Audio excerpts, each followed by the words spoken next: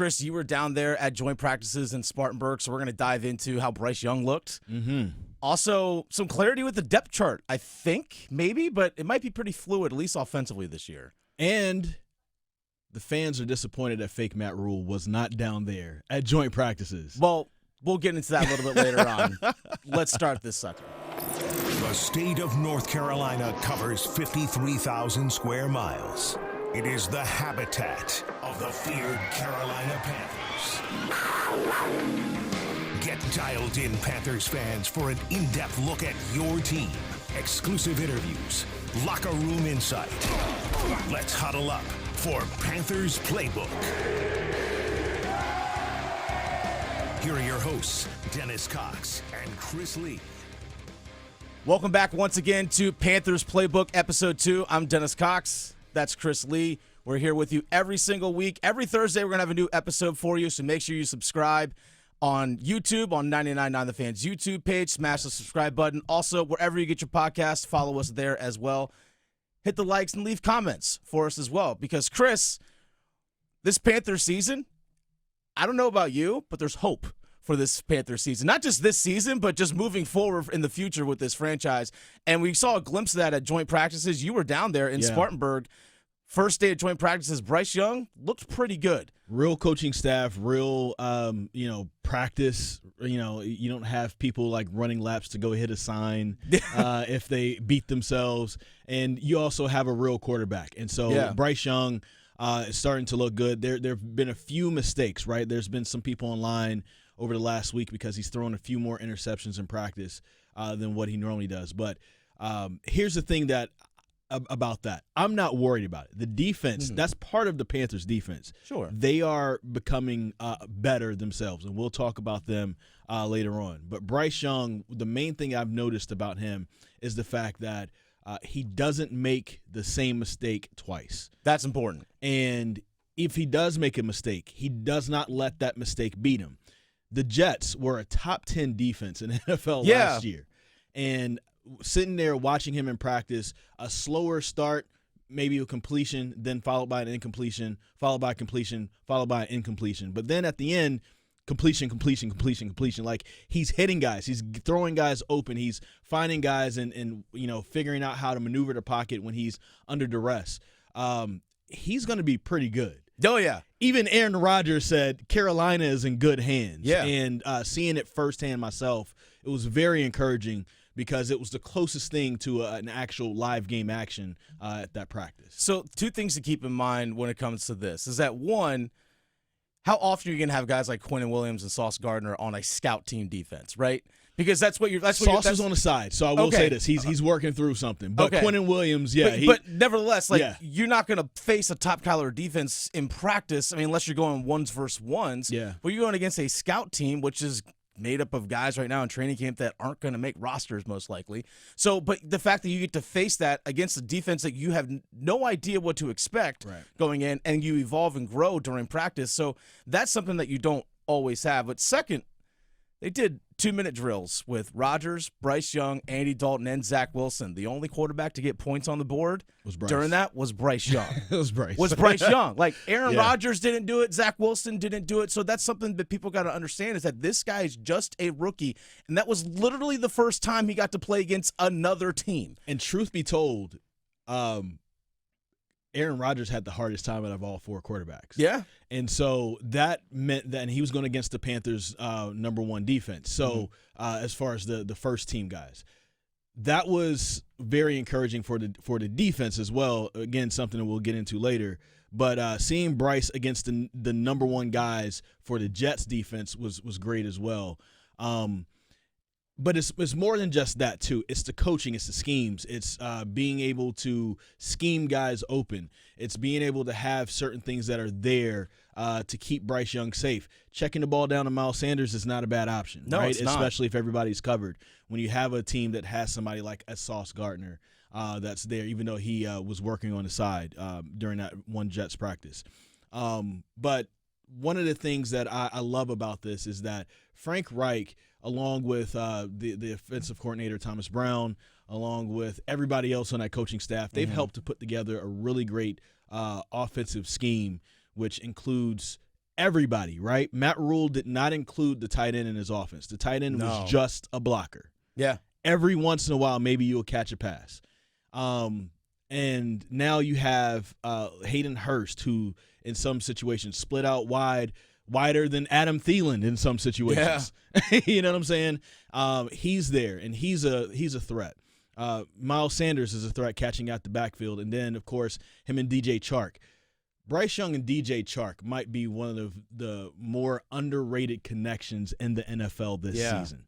Because and you've had a lot to say about DJ Chark, and it's deserved because he hasn't stayed healthy. Yeah, he hasn't. But if he can stay healthy, him and Bryce Young, that might be a 1,300-yard pair right there between the two. I wouldn't hate that. I mean, but here's the thing with DJ Chark, he hasn't been healthy since 2019, at least for a full season since 2019. So that's the big question mark for him. Talent's there. We all know it. We all absolutely know it, and we're seeing it right now. Does he last over the course of the season? That's my big question mark for him.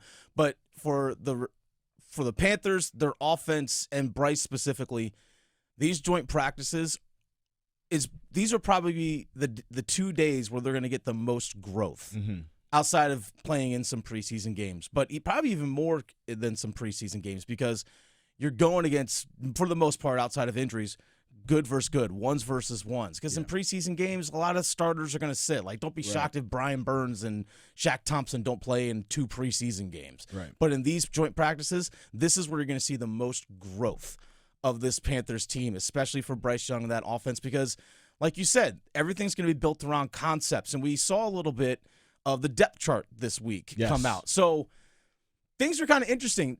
They had 3 wide receivers listed as starters. We'll go into defense a little bit later on. But offensively, 3 wide receivers listed as starters, and Jonathan Mingo was one of those starters that was listed there, which I was a little bit surprised about. But Laviska Shenault wasn't listed as a starter, but I don't know if he actually truly has a clear, defined position. I know he's listed as a wide receiver, but I think you can just go ahead and just label him as football player or offensive weapon. Yeah, that's one of the things that kind of shocked me. That was the only shock on as far as the offensive we all know this stuff's fluid anyway. It's fluid. Everything changes, but seeing Jonathan Mingo listed above Laviska Shenault was, but I think that's going to be dependent on how the Panthers start off in whatever package, right? Like, you know, of course, like, you know, it's cool to be named a starter, but if your package isn't called in the first play of the game, you're probably not starting if somebody else is in that package. Yeah, right? exactly. So it's all about number of snaps over the course of the game anyway. And that might be the case with Laviska Shenault because, you know, he didn't participate in practice, the one Jets practice on Wednesday, but because he's, you know, dealing with something small, but he's expected to be fine. But in practices before in training camp, he was one of the first guys out there, but he was lining up all over the place in the backfield, split out wide, you know, close to the line of scrimmage. And so he's doing so many different things that for this Panthers offense. So it's going to be interesting to see how they interchange a lot of their weapons. One of the things that was a knock against Matt Rule, and I would say even with Ron Rivera, is he'd keep guys in, and you wouldn't see a lot of variety of packages with different guys and different weapons. So that's one of the, you know, concerns when you have a Christian McCaffrey and you hand the ball off to him 30 times a game and throw it to him 15 times a game. Like, you're going to run that guy in the ground. And it happened. And it happened. And I don't think you're going to see that with this offense. It feels like things are going to be spread around a little bit more. I don't think you're going to have a situation where you're going to have somebody walk. I mean, maybe, you know, maybe every once in a while you're going to have somebody walk away with 8 catches, but I don't think you're going to see that routinely. You're going to probably see the ball spread out 5 or less for everybody, and I think that's what we're going to be expected to see. Another thing that I noticed for the depth chart, I was kind of expecting Raheem Blackshear at running back to be listed on the second team. He's still listed on the third team, but behind Chuba Hubbard. Because with Frank Reich, he loves to run the ball, but he also wants his running backs to be able to catch the ball. Yeah. We know Chuba Hubbard has hands of stone. Yes. Like Ronnie Garvin. Yeah. You know what I'm saying? Like he has a hard time catching the ball. But being at that Jets practice, it really showed me why he's still listed at the number 2, because Chuba can run the ball. Oh, he can. There's no doubt about that. There are a few plays there that if this was real live action, Chuba would have broken off a few, 50, 60, 70-yard runs just off of one cut. And he looked really good there. So if he can get the hands thing figured out, man, what a 1-2 punch and Miles Sanders could be, being both of them dual threats. The defense wouldn't know what to do with that. Before we get into the Carolina Panthers defense, you were down there. You've been down there multiple times at training camp. What's the vibe like down there? It's great. You can feel seems like there's a different energy. Like the way the shots of the crowd, watching there, it was packed. There were 10,000 people that the Panthers said were there for the Jets practice on Wednesday. 10,000, right? Whew. Like normally maybe 1,000, maybe 2,000, 10,000. And then when they had the big practice a couple Saturdays ago at Gibbs Stadium at Wofford, I think they said it was 15,000 there for that. They typically get around 8,000 or 9,000 because those are people that sit in the actual stadium. So you can feel how much Panthers fans are getting involved with this. I believe they announced 39,000 for FanFest at Bank of America Stadium. So training camp always feels good. This time of the year always feels good. There's always hope. But I think there's a real hope because of who's on the team, who's leading the team, and because of the direction that the team is going. And people are seeing it on film. People are seeing it in practices. And I think the word is spreading that this team is going to look very different than what they have in the last few years. Seems like the energy around the team is definitely different than what has been in years past, which is a great thing. I think this is awesome. And you can feel it with the returning players as well. On defense, Brian Burns adjusting to a new position now as an outside linebacker in a 3-4. He talked a little bit about, sometimes he's got to learn to turn off the pass rush, switch when he's got to drop into coverage because you'll see him do that a couple times depending on situations. So he's adjusting to a new role, but one thing that we see, we talk about depth chart, is that a piece like Laviska Shenault offensively that you can move around, defensively it's going to be Jeremy Chinn. Yeah. There's a lot of versatility that you can have with him because the addition of Von Bell at safety to go along with Xavier Woods coming back and the versatility that Von Bell brings as well is that it allows Ejiro Evero, the new defensive coordinator, to really move these guys around in some different spots, which can create a lot of confusion for offenses. And I think Jeremy Chinn really can truly have the breakout season that we've been waiting to see since his rookie year. What's interesting, if you look at the Panthers depth chart on defense, you have 12 positions listed. Exactly. You have 12 starters listed, right? Yeah. That shows you, and none of their names are Justin Houston or Deion Jones either. So that's another thing that we could talk about in a bit. But Jeremy Chinn is that wild card, right? Because defenses aren't going to know what to expect. He can, load the box with the linebackers. Yeah. He can line up on the line. He can be a safety. He's not as good in coverage on the outside, but he's going to be a nickel and having that inside leverage. So it's going to be very interesting to see where they use him. I feel like his first season was maybe his best season when he was being used all over the place.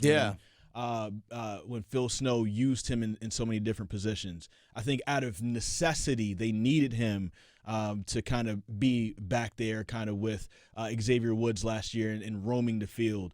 But now that Von Bell is there, he can kind of hold down that strong safety position. You have Xavier Woods who can be the free safety and maybe put Jeremy Chinn in the box. Whatever role he's going to have there for the Panthers, because it's still – very much so unclear, but maybe that's the point. Exactly. He's going to exceed, and I think that, this defense is going to be really exciting this year. All right, you mentioned the names of Deion Jones and Justin Houston. You and I talked about it in the past about the addition of Deion Jones is great because there's questions about after you get past Shaq Thompson and Frankie Louv at inside linebacker, a lot of question marks. But Deion Jones, the addition, I think, is really good because I think it actually allows you to use Frankie Louvu in a lot of different spots up front as well. Yes. So it frees him up even more. You're not restricting guys. Like the addition of Von Bell it allows Jeremy Chinn to open up and be a little bit more dynamic in terms of what he does on the field. But the Justin Houston addition, you and I had talked about in the past and on different shows about the need to find somebody opposite of Brian Burns, whether it's the aggregate of guys of Etor Gross-Matos, Amari Barno, DJ Johnson, whom they drafted in the 3rd round, Marquise Haynes, I know has been dealing with a little bit of an injury.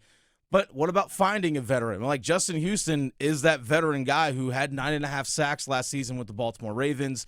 He's not an every down player, but that's okay. You brought him in to just rush the passer, and that's fine. If he's still not going to overtake some of these other younger guys because they played better, fine. You're going with what you already had before. But his veteran presence is not only going to help those young guys opposite of Burns, but it's going to help Brian Burns too. You're hitting on something that's really important right now. It's also having a variety that you can throw at a defense for the Panthers, right? Because if you're solely relying on Brian Burns and he gets nicked up, I know they're not going against the Patriots, but if Mac Jones twists his ankle, and he misses some time, a little throwback, a little dig to Mac Jones. But if a quarterback or somebody else decides to do that to Brian Burns, then the Panthers are in trouble. So having Justin Houston there is going to be important because he can be there to be a teacher for some of those guys who are trying to learn this position and play it at a high level. But then you also remember, and you mentioned this, you could play Frankie Louvu on the line in some snaps. Exactly. He could be that outside linebacker. And then Deion Jones can do a little bit as well. And then another addition as far as a linebacker, Kamu Grugier-Hill. Oh, yeah. He's really, yesterday he intercepted, I believe, Zach Wilson in that final 2-minute drill to kind of end everything. Kamu Grugier-Hill, I believe, has 4 or 5 interceptions through camp, maybe more. He's shown that he's a playmaker. He's around the ball. They're comparing him to Frankie Louvu. They're saying that he is a version of Frankie Louvu, that wild Tasmanian devil, he's just going to go after it. Yeah. And again, we've talked about this on radio before here in the Raleigh area. But what were the Panthers going to do on the opposite edge of Brian Burns? What were they going to do in the middle for linebacker? And now they have so many interchangeable pieces that I'm not worried about that. The only concern right now for me on the defense is cornerback. Yeah, depth at corner. Dante Jackson, J.C. Horn, that's one of the best pairs in the NFL. Yeah. I mean, J.C. Horn is if healthy. If healthy, exactly. Yes. If Jackson's coming off the Achilles injury, all right, how much have you fully recovered? Because not only something people have to keep in mind, it's one thing to get healthy to be able to play again, but not actually training to be your best physically. Right. There's a difference between the two. Rehabbing and training are two different things. So that's a concern with Jackson. I hope he gets stronger as the season goes along. But J.C. Horn, I know he had the freak injury last year with the arm when Jeremy Chinn, things got caught up when he had the broken arm. But we saw the offseason ankle injury, the foot injury he had during his rookie year. Yeah. J.C. Horn is as good as a lockdown corner as it is in the NFL. I mean, honestly, if he plays the full season, they might be talking about him as one of the top guys with Jair Alexander, Sauce Gardner, Patrick Surtain II. The injury last year is the only reason why he's not in that conversation exactly. right now. Yeah. That's the only reason why. But once you get past that, I don't know. There's a lot of questions there, but I don't know with a new defense and new coaching if those guys are actually going to be able to play. C.J. Henderson in particular, if those guys are going to be able to play to their full potential. So here's what's interesting about that. C.J. Henderson is one of the guys, and I believe we brought this up on last week's episode. He's one of those guys that brought up how this coaching staff is better teaching overall, and things are a lot more clear for him. He understands his role a lot more. Yeah. This is we're hearing that across the whole team, it feels like. This is a contract year for C.J. Henderson. Yeah, right? That's a good point. So, the Panthers did not pick up his fifth-year option. Remember, he was a first-round pick with the Jaguars before he got traded over. So they did not pick up his fifth-year option. So this is his fourth year in the league, and he needs to play well to get a decent contract or to even be in the league next year. Yeah. Right? And so him saying that things are a lot more clear for me, to me, means that he could have a breakout season. I'd be okay with that. And then also, there's been talk of Keith Taylor, one of the other backups on the other side. Keith Taylor and C.J. Henderson, one of the reasons why Mike Evans went off in that late game last year against Tampa Bay. But Keith Taylor has been stepping up and making plays and looking a little bit better in Ejiro Evero's scheme. So it does kind of make you wonder if, the depth that we were wondering that they would need, do they need to go out and sign anybody? Maybe they do have it on the team. Yeah. But these guys just needed to be in the right system with the right coaches to get the right things out of them. So that'll be something that I'll be watching, especially in that Jets preseason game on Saturday. Much like we've talked about guys like Jeremy Chinn on defense, how much new coaching can unlock his full potential. That could be the same with C.J. Henderson and Wright, like you mentioned. coaching matters, believe it or not. And the final thing it really does. And the final thing I'll mention about this, I know we talked about Justin Houston, when he said that as soon as Frank Reich called him, he's like, I know I'm going to Carolina. Yeah. So a lot of people may not know this, is that Justin Houston played for Frank Reich for 2 seasons in Indianapolis. Mm-hmm. And the way that he speaks glowingly about Frank Reich should give a lot of Carolina Panthers fans trust that this coaching staff is taking this team in the right direction. Because the way Justin Houston talked about him in terms of he's a stand-up guy, he's honest, I love playing for him, and the fact that before he even answered the phone, Justin Houston said, I knew I was going to go play for Carolina. Because he was a free agent sitting out there waiting, and as soon as Frank Reich called him, he's like, I'm going to Carolina, because he knew I want to go play for that guy. And that goes a long, long way, because it also helps guys in the locker room. Like Justin Houston's like, yeah, Frank Reich knows what he's doing. I trust that guy. It's like, all right, that guy's been in the league for, however many years, 13 years. I'm going to trust what he says. That's the story for other players. That's the story for members of the coaching staff. We were, when Frank Reich was hired, I was a little critical, not because of Frank Reich. If it wasn't going to be Steve Wilks, I wanted it to be Frank Reich. Yeah. I did think that, David Tepper missed an opportunity with Steve Wilks. But if you're not going to have Steve Wilks, this was the right guy. Yep. And it's really showing right now with how the team looks, with the caliber of free agent guys that want to come here. Because think about it. The Panthers are the ultimate middle-of-the-road team. They're not horrible. No. Right? But they also have never put back-to-back seasons where they've gone to the playoffs. I'm sorry. They've never winning seasons. Excuse me. They've done back-to-back with a losing season. 7-8-1. Yeah, they've done that before. 7-8-1. But they've never had back-to-back winning seasons in their history. So they're always back and forth. And, of course, the last 3 years, they didn't look very good. I mean, honestly, the last 3 years, these teams should have only won, 2 games apiece. Yeah. And it's because of the talent. This was a talented roster. Still is a talented roster that got even more talented through the draft and through free agency this offseason. So Justin Houston's story is similar to others. I'm excited to see what his veteran leadership brings them. But then also you add in Deion Jones. You also add in Adam Thielen and Hayden Hurst on the other side. Andy Dalton on the other side. And let me tell you this. If Bryce goes down, Andy Dalton's going to look really good. Yeah. Andy Dalton would look really good in this system. Like, there's some people that believe that he may even look better than his time with the Saints. Okay. If he had opportunity to start. All right. Just because, like, he has been absolutely locked in and making some amazing plays. So, it's the Panthers' depth. If somebody goes down, there is somebody to pick up the slack. The only question right now is at cornerback. Otherwise, there aren't a lot of questions on this team. Well, I hope we don't see Andy Dalton in the regular season. I hope we don't, because that means Bryce Young's healthy and fully playing. That's good. unless the Panthers are up 30 and they decided to move in that regard. Come in then. But we'll see action for the Carolina Panthers in Bank of America Stadium against another team this Saturday against the New York Jets, preseason game number 1. You're going to be there. I'm going to be there. Fake Matt Rule there. Yes, fake Matt Rule. Are you going to sign autographs? If people want autographs, they can absolutely get autographs from fake Matt Rule. I will be in the stands with all my fans. You should also do this for content. Okay. Put up that don't be ourselves DBO sign, right? And have a whistle, tell people to go run and touch it and come back. See if the fans do that. That might actually happen outside of Bank of America Stadium. Make sure you subscribe here to Panthers Playbook.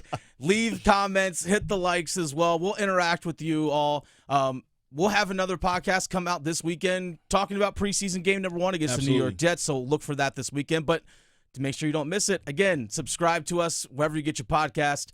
Make sure you also, again, hit the likes, leave comments, 5-star reviews. We'll see you guys next time on Panthers Playbook.